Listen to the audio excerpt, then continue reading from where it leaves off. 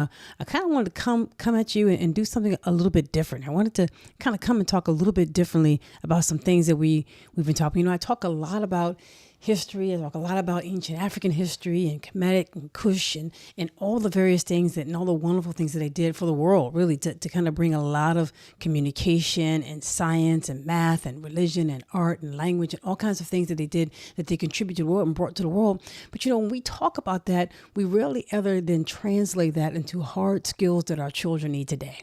And when I think about it, I think math is at the fundamental part of that. So I want to kind of explain why I'm doing this, and I hope that you'll join along on this ride and that you'll help me and support me, and that we will give our children not only the understanding of their history and who they are, but also real facts and real skills to help them to develop and rebuild civilizations like our ancestors did before. Real skills that help them in this day and age, in this world, to be able to interact with people, share with people, be there and be able to be, employable, and to start their own businesses and to run for office and do all kinds of things they want. They really need skills to do that. And I think about this with respect to a whole lot of people being laid off. As you know, there are a lot of people, there are a lot of federal workers who are being laid off now. Unfortunately, a lot of people are being laid off. And as they're being laid off, some of it, we think about, how do we help them? Like, how is it that in this day and age, when you have a situation where AI is out there, you have artificial intelligence, you have people being laid off in a situation where there may be inflation or tariffs coming and all these different things that may be competing for people's jobs. Not like automation was already there anyway, but now you have all these other factors that are competing for people's jobs. And a lot of times, when companies are tight, they cut back people, and they're already going to cut back because of artificial intelligence. In many ways, they're having to hire less people. Well, what do our people do?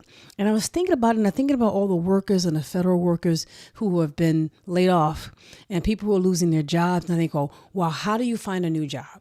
How do you eat? How do you cope and deal with these things that are hitting you? And in this day and age, the reality of it, a lot of the things that sometimes we may spend our time thinking about and talking about and doing are not helping people who lose their jobs find new work and eat, right? Especially in a competitive society where artificial intelligence is going to be taking a lot of people's resources and jobs. So think about it. If we spend a lot of time watching, movies or the Super Bowl, spend time, just watching the Super Bowl, or watching, some entertainer, or paying attention to some beef between people, or spending a lot of time with, our entertainers who tell us about drinking alcohol and all kinds of crazy things. None of that feeds your family. None of that helps you in a situation where you got a job that's letting you go and you now have to go back into the workforce, and hopefully with skills that will make you employable. What do people need, right? And so when I think about that, it's not helping us. It's not helping us just to be in a situation where we're just doing and talking about material things and entertainment, when that doesn't allow you to take care of your family, and is certainly not going to allow your child. If you have children who are maybe 10, 12 years old right now, 10 years in the future, it's going to be even more automated.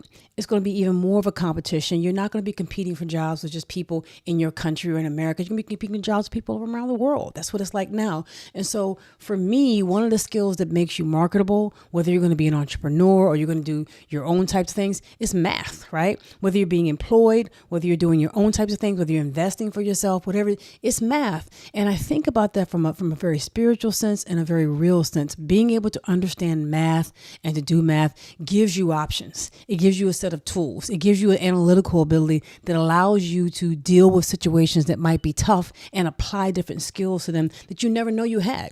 So I wanted to talk about that within that context. So I hope that you'll join and kind of, God bless you so much. Appreciate very, very much, Extra Money. Thank you much, Ben. I very much appreciate it. And so as we talk about it, I hope that you'll join us with it, that we will find ways, and please put your suggestions down below, that we will find ways to help people and to help our children learn more, right? And one of the biggest things that helps us when we're learning these types of things is to make sure that as parents, as adults, as leaders, we are showing our children a way. I always wonder why people who might be very famous and have a very, a large following and very famous people, why they don't tell people to read more.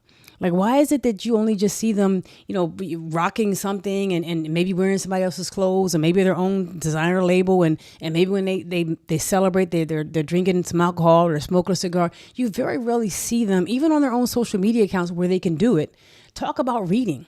You very rarely see them talk about math. You very rarely see them giving the kids who are following them real skills that will help the children. I mean, the children are they're not gonna get paid. They're not gonna make any money by learning how to drink alcohol or mimic these types of silly things, or watching somebody else play basketball, watching somebody else play football. How is that gonna help the people who are losing their jobs now eat, right? So to me, I think that it doesn't help you at all. And it doesn't help our children kind of move forward. So I think it's time that we look not only at the spiritual side of what our ancestors are doing, but let's look at how they translated that to things that is a universal language like math. So one of the things I want to talk about, I'll be talking about it. You guys can tell me what your thoughts are about it, but I want to talk about division. A lot of times when children are in like the 3rd or 4th grade and they start to learn about division, they have a challenge with it. And you see a problem like this, we have 108 divided by 12. They have a challenge with it because if you don't have a fundamental aspect and understanding of multiplication and subtraction and addition, when you have to do something that's multi-step, you have a challenge. And even when you're looking at something like this, 108 divided by 12. Sometimes when they see this double-digit number, it confuses them a little bit. I see children a lot do that. And so you ask yourself, how does 12 go into the first two numbers? Obviously, 12 can't go into 1, right? It's too big to go into 1. 12 is too big to fit in a 10, but 12 can fit in 108. And so you start to ask yourself, and if you know your times tables, you can see this very clearly as a parent. You're helping them. Well, I know that 12 can go into 108 9 times, right? So 9 times 12 actually equals 108. And so when I look at that, and I subtract that, I get a 0, and the answer is 9. I have no remainder, right? The answer is 9. 108 divided by 12 is equal to 9. You think about that, and obviously, if you do the opposite, if you multiply 109 times 12, you're going to get 108. So you can multiply because it's the inverse, the opposite of division. But when I think about that, imagine a child who's looking to do this type of problem. If they don't know their times tables, if they're in the 4th or 5th grade or 6th grade and they're still kind of counting on their fingers, it's going to be a challenge for them to go to higher forms of mathematics. So one of the things you want to really work with them is when they get to division, it's going to be difficult for them to go to higher forms of mathematics. So as I think about that, and we look at a couple of the problems here that children might see, they may see in elementary school, because a lot of kids are losing. They get challenged when they get to elementary school. It's not even getting into 6th grade or middle school or high school. You know that if you look up and look up the literacy rate in America, I think it's something like 60% of Americans, or more than half of Americans, something maybe 51% of Americans read below a 6th grade level. Stop and think about that for a minute. Stop and think about competing for a job with AI, artificial intelligence, and the vast majority, unfortunately, of Americans or people at a certain age between 16 and 70 can't read above a 6th grade level, or they read below a 6th grade level. Think for that for a second. How is that a future? If we're telling our children something, if we're thinking about how are we going to make this work, or what are we going to do in the future, we are kidding ourselves if our kids don't know how to read. We are kidding ourselves if our kids don't know mathematics. If our children don't know this, and we are thinking to ourselves that we are going to somehow come up out of this and pull ourselves, we're going to need to know the same things our ancestors did when they built the pyramids, when they built societies in Kush, and they had economic trade, and they were developing the pyramids there, and they were doing all kinds of things for lasting for well over 1,000 years. We're going to have to know the same types of things. Our kids can't get it just on candy for the mind and candy for the brain, if you will. So when you think about it, so looking at another example of it is another thing that kids will jump up with. God bless you. Hope that you're doing well. Another thing that kids will jump up with is, dividing something like 120 divided by 12. You see 120 divided by 12, automatically in your mind, right? Automatically it lets you know that, okay, 12 can go into 12 one time. That's going to give you 12.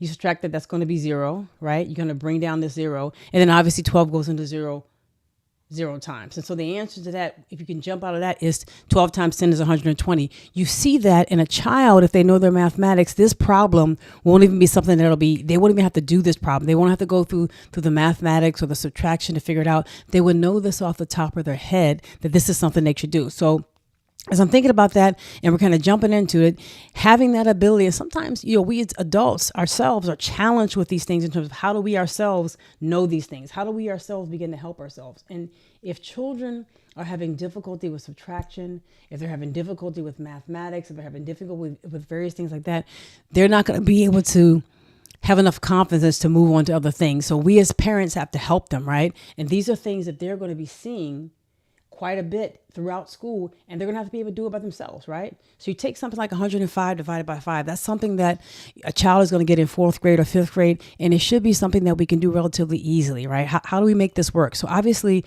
if you look at it, if 5 can't go into 1, but 5 can fit into 10, that's going to be 2. That's going to be 10.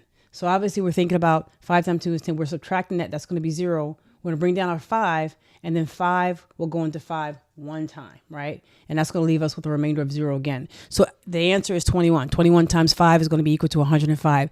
That's something that a child in 5th grade ought to be able to do very quickly. And as we're thinking about that, if you're giving your child stuff to think about, you're giving them like checkpoints. And I've actually written, you probably guys know, I've actually written several books called 10 Things Your Child Should Know. And it goes from pre-K all the way up to 5th grade. And what it does is it looks at specific things that we as parents, that parents can help their children with at each grade, so that you can look at this and say, what skills should my child know by a certain time? What things should my child know in the 4th grade that I need to be checking on? What do I need to be checking on? What do I need to be thinking about in 5th grade? What do I need to think about in 3rd grade? Can my child write a paragraph with a topic sentence in 3rd grade? Can my child write a multi-paragraph, essay, if you will, in 4th grade? They should be able to do that. Some people think that when they're in 4th or 5th grade, they shouldn't really be writing multi-paragraph things, but they should. And we as parents need to be checking in on that. Or a lot of things we talk about, it's not going to matter. So a lot of times children are not looking at that. And I wrote these books to help us think through that, because at the end of the day, we need practical things to be able to walk our children through. So something like this, a child in 4th grade should be able to do easily. A child in 5th grade should be able to do. And if you're thinking about it and you give your child a problem like this, 105 divided by 5, and they can't do it, it's just a test.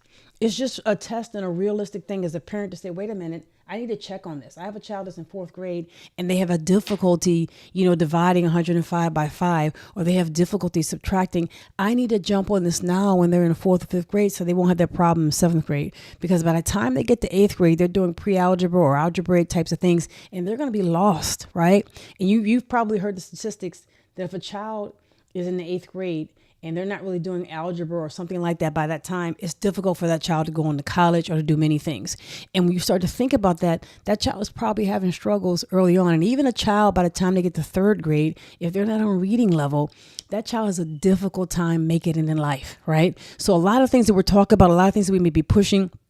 God bless you so much. I appreciate you sharing it. I appreciate it.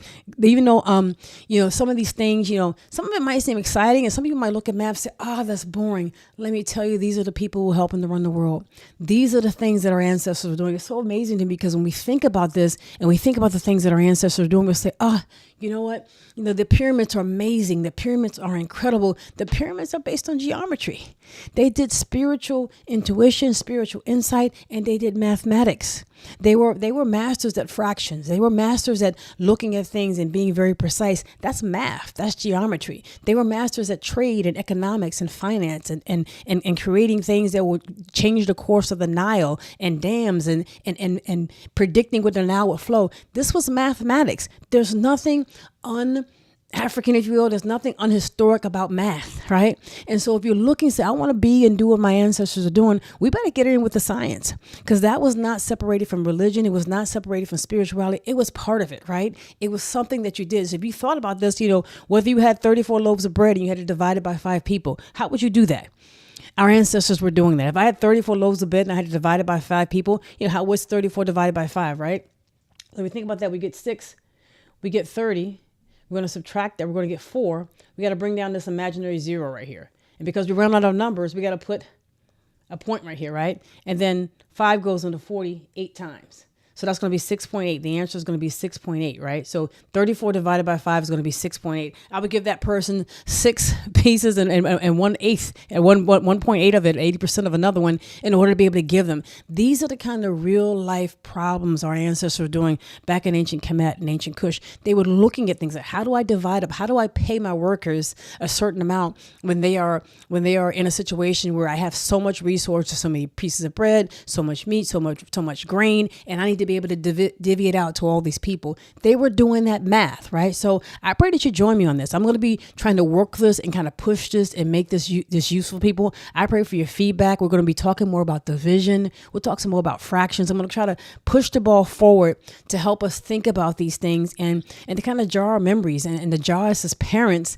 to be more active in our children's lives when it comes to this, with respect to this. So I appreciate your thoughts. I appreciate your comments down below. Please share with me and let me know what you think. I'm going to come back to you later with additional things as I move forward in math. And I thank you so much for joining me. I'll talk to you soon. Bye-bye.